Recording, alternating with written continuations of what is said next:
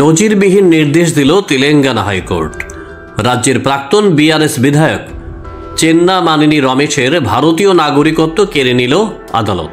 একই সঙ্গে প্রাক্তন বিধায়ককে জার্মান নাগরিক ঘোষণা করা হয়েছে।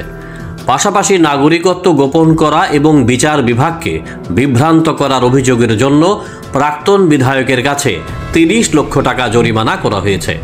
বিভিন্ন সংবাদ মাধ্যমের রিপোর্ট অনুযায়ী এটি ভারতের প্রথম কোনো ঘটনা যেখানে প্রাক্তন কোনো বিধায়ক নাগরিকত্ব হারালেন।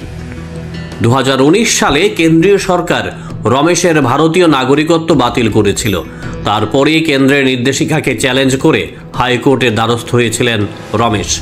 হাইকোর্ট রমেশের ভারতীয় নাগরিকত্ব বাতিল করার কেন্দ্রীয় স্বরাষ্ট্র মন্ত্রকের সিদ্ধান্তকে বহাল রেখেছে এবং তাকে জার্মান নাগরিক বলে ঘোষণা করেছে।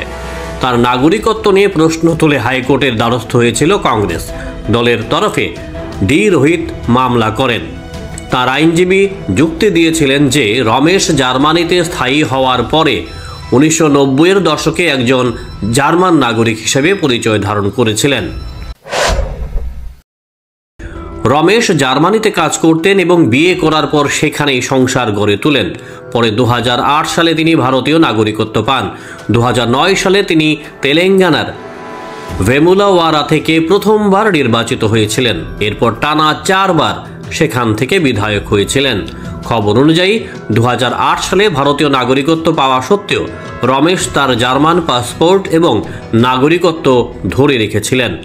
কংগ্রেসের তরফে অভিযোগ করা হয়েছিল রমেশ তার জার্মান নাগরিকত্ব বাতিল না করেই 2009 সালে ভারতে থাকার বিষয়ে বিবরণ ভুলভাবে উপস্থাপন করেছিলেন।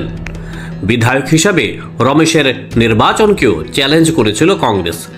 কেন্দ্রীয় সরকার আগেই হাইকোর্টকে জানিয়েছিল রমেশের জার্মান পাসপোর্টটি 2033 সাল পর্যন্ত পুনর্নবীকরণ করা হয়েছে এবং তিনি 2023 সালে 3 বার জার্মানি সফর করেছিলেন।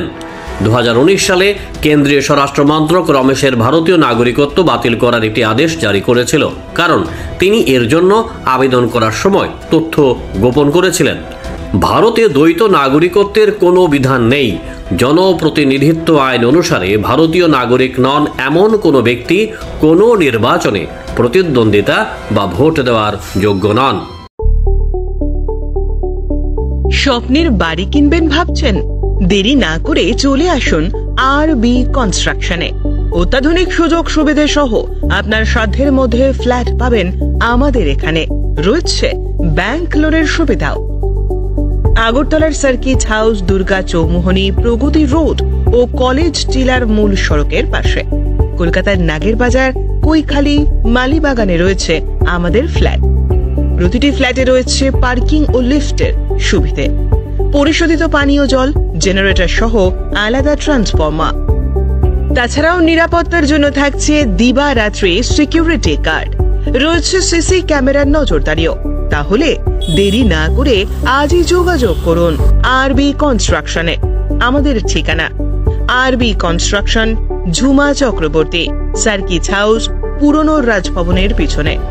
যোগাযোগ 8787495180 এবং 9436123139 এই নাম্বারে।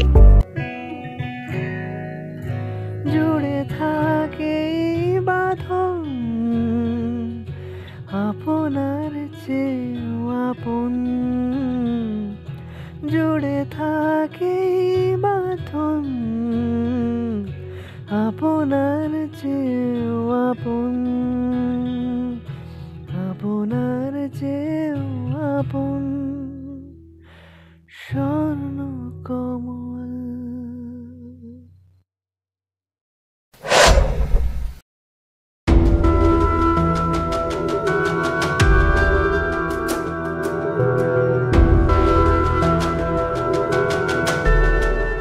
Bureau Report, Jam 24 News।